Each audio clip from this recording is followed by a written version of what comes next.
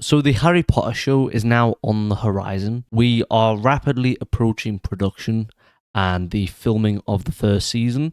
Rumored to be 8 episodes, which I feel like is short for this show, considering they're talking about expanding it. They're only going from about 2.5 hours to about 8. And the first season has pretty much been cast in its entirety. And I wanted to go through pretty much the main cast. There are some names in here that people won't be aware of, or they won't be aware that they know who the person is. There are some names on here that I look at and go, that's a respectable actor, but maybe they aren't the biggest name. And we'll go through it name by name, and then we'll discuss who has been left out of the official casting, and then we'll discuss, what this means overall. Does this look like a strong lineup? Does this look like a weak lineup? Is there maybe something missing? Let's just start out by saying that I think overall, this is a strong cast. It's a strong TV cast, especially. There is several people in here who are well versed in the TV world, not necessarily big in the film world, but have done a lot of TV. And I think that is probably something that they have specifically focused on. There is also a clear focus on getting actors from the stage. So that is two focuses. One, getting TV actors who are used to working for long periods of time, working on shows for 5 years, 10 years, and then also getting stage actors. I think there's an argument to be made that Harry Potter is something that works like a stage play. It has very fancy dialogue. It has dialogue where maybe a character is almost talking to themselves in a monologue sort of sense. And you need, therefore, actors who are well versed in being on camera, being on stage by themselves, and who are able to deliver lines like there is no one else in the room. That is a very unique talent, and I wouldn't even say necessarily that a lot of film actors have that. It's something that I think comes uniquely to the stage. And there seems to be a particular focus on that for me. And they seem particularly to have gone after actors who are well versed in the British stage. So what I'm wondering about, and what I am theorizing, is that possibly what they're trying to do is build a rapport across this company of actors and saying, you're going to be together for 10 years. Figure it out. Form relationships. Find out who you like, who you dislike, who you're able to just work with and get on with on screen. Particularly the younger actors, I think they've managed to get complete unknowns, one, but then give them actors who are well experienced and are able to give them enough support that they will grow over the 10 years. They are going to learn from this group of actors, from this being in this company, what it means to be a TV actor, what it means to be an actor. This will be where your three main actors, but then also the actors that play Ginny, Neville, the Dursleys, they are going to learn how to be an actor in front of us, and they are going to learn it from Snape, Dumbledore, McGonagall, and so on and so forth. So let's get into it. Let's start very quickly by just outlining the three main actors that play Hermione, Ron, and Harry. As I say, it's complete unknowns. Don't have pretty much anything to say about them, other than to say, again, two of them are stage actors. One of them has literally no acting credits. And so I think it's very interesting that they've gone after him, particularly because they said that 30,000 young actors tried to get the role of Ron, and they've settled on someone who had no experience whatsoever. So Dominic McLaughlin is due to play Harry. His only credit is playing in a Scottish run of Macbeth with Indira Varma and Ralph Fiennes. The fact that he has already managed to get that under his belt, even if it's a small role, and has been able to learn from very, very veritable actors as those two, who have been in TV, have been in wealth of movies, and of course Ralph Fiennes played Voldemort, is a huge confidence booster for me and for the young actor, I'm sure, to go, I'm already on my way to having people go, yeah, this guy is going to be good. So presumably he is going to build into a strong lead. Obviously it's very early for him. He's only 11. He's only done one play at all. He's done no TV, no film. Although apparently he is due in another Sky Max comedy series, I believe it is, coming out this year or next year. but there's nothing known about him. I believe that the one that is the most well known is Arabella Stanton. She appeared in Tim Minchin's West End musical Matilda, and she played Matilda, so clearly she is a good actress enough for Tim Minchin to recognize her. She also was in an Andrew Lloyd Webber production of his musical Starlight Express. I'm not familiar with this. I don't watch stage plays, so I couldn't tell you how big of a role that is, but the fact that she's got 2 major knots under her belt is a huge confidence booster for this actress. So then the one that we are looking at and going, maybe he's good, maybe he's not, is Alastair Stout, who has been cast as Ron. I would say that I'm intrigued by this purely because he's the only one in the cast list so far who has no credits. So the fact that they have gotten him means that he probably had something in his audition that signaled that he's a pretty good actor by this company and by the crew around him. Overall, there seems to be, as I said, an emphasis on the stage, and that's not particularly surprising to me, considering in Britain, the majority of talent find their way onto the stage before they find their way onto a screen. Not much to say about them. Of course, we don't know much about them. John Lithgow, due to play Dumbledore, this is the big casting, and this is the one that it'll either work or it's going to go down like a bag of bricks. I like John Lithgow, what I've seen him in, but that is very limited. I've only ever seen him in Shrek as Lord Farquaad, and I've only ever seen reruns of Third Rock from the Sun. I don't know much else about him. I know he's a very respected actor in TV and on the stage. He was in Dexter, he was in Footloose, Third Rock, as I said, he was in The Crown. He went to Harvard and studied English literature there. He has been a stage actor for pretty much his entire career from the 70s. He went to the London Academy of Music and Arts. He's won countless Tonys, Olivier's, Golden Globes, Emmys. This is a seasoned actor who is well aware of his legacy and is well aware that this TV show is going to define the latter stages of his life. I'm actually quite surprised that they've gone with him, considering that he's already 79 and he's going to be on this show for about 8 years.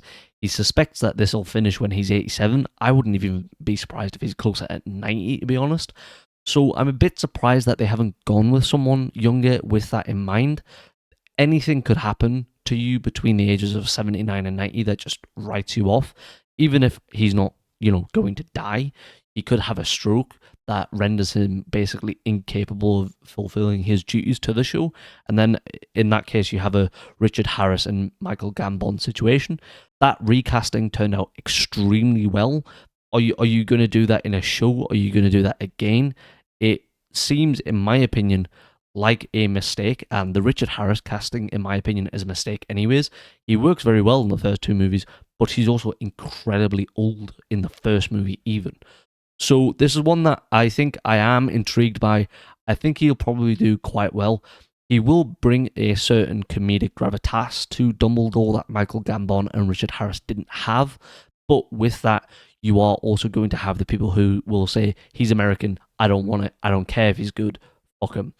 To me, that's too much of a nitpick, and I'm not willing to really focus on that. I'm not going to focus on the Arabella Stanton or the Paapa Essiedu castings in the same way, because ultimately, whilst it is true that Hermione and Snape were probably meant to be white characters, that is never explicit in the books, so I don't really see an issue with them recasting them as black or as mixed race. Ultimately, it is what it is. It's a nitpick, and I don't really want to focus on it here. So, therefore, yes, he's American. Yes, would I prefer him to be a British actor, but it is what it is. There is no point in arguing about it now. He's being cast. Let's just move on and deal with it. If he's terrible, then all right, we can say, oh, it was a bad choice, but that's retrospective. Right now, do I believe this is a good choice? Yes. Other than the age factor, I'm worried about that. But other than that, I think this is a very, very worthwhile decision. And as I says, a wealth of experience on screen and specifically in TV. This is the guy that you go to, like when you talk about has been on TV for years. He has done everything. He's done Sirius in Dexter. He's done Sirius in The Crown. He was on Third Rock, a comedic show for, I believe, about 5 years. He has been around the TV block. He understands it better than anyone, or better than most people. I think it's a very, very strong decision to bring on a TV actor of his caliber who understands that he's locked into this now.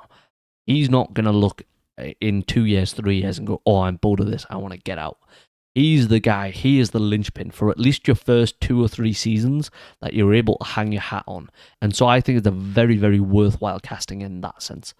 And ultimately, I think he will be a very good linchpin until Dominic McLaughlin is ready to take over. Then we have Janet McTeer as Professor McGonagall, but she is, from what I can tell, and I haven't seen much of Janet McTeer, I haven't watched Ozark, although I know she's meant to be very good in it. I've watched some clips, and she seems like someone that could portray McGonagall in the way that I believe she's meant to be portrayed, which is confident, smart, strict, and a sense of authority. Overall, she is authoritative. I actually believe over Dumbledore, she's more authoritative in the films. Janet McTeer, in my opinion, puts that across of she is not a woman to be trifled with. And again, she is an actress that has been around the block in terms of stage and TV. She's done shows like Ozark, Jessica Jones, and Into the Storm, where she actually played Churchill's wife, interestingly. This is an actress who has a wealth of experience. She's won countless awards. She's been nominated for 2 Oscars. She's an actress that I believe is going to deliver in this series. So she, to me, is even more than Dumbledore and John Lithgow. She is one that is nailed on for me, where I'm like, this makes the most sense. This makes complete sense to me. So I'm interested to see what she brings. I actually believe that she will probably be quite close to McGonagall, if not a bit more authoritative, even in the sense of, I would expect her to strike a sense of fear more than Maggie Smith does. Maggie Smith has this air of, she's authoritative, but in the way that your grandmother is authoritative, where she's not going to hit you, she doesn't really scare you, but you do what she says when she says it. Whereas Janet McTeer has that air of like a businesswoman who, you know, you wouldn't get on the side of. She's your CEO, she is your boss. You do what she told you to do when she says it, because she will cut your balls off if she says she's going to. So in my opinion, that's 2 actors out of 2 that I look at and go, they've got it right here.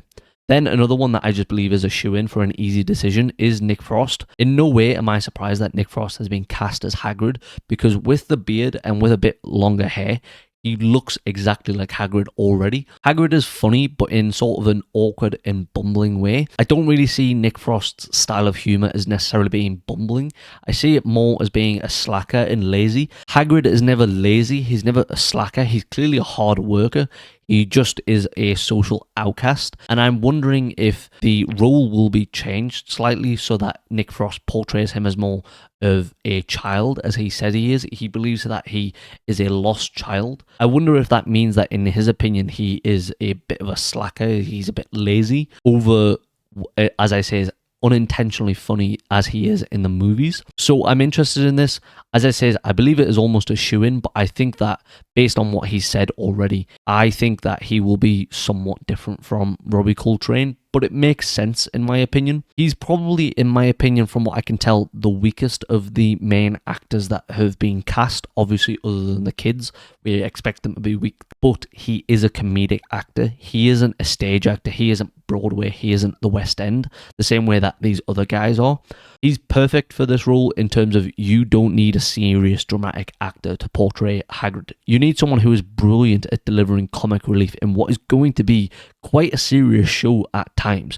You need someone who is able to alleviate that over the course of an hour on a weekly basis. So again, I think this is an easy and a great fit in. And then we have the one that is, you know, unnecessarily or necessarily creating conflict, which is Paapa Essiedu's casting as Snape.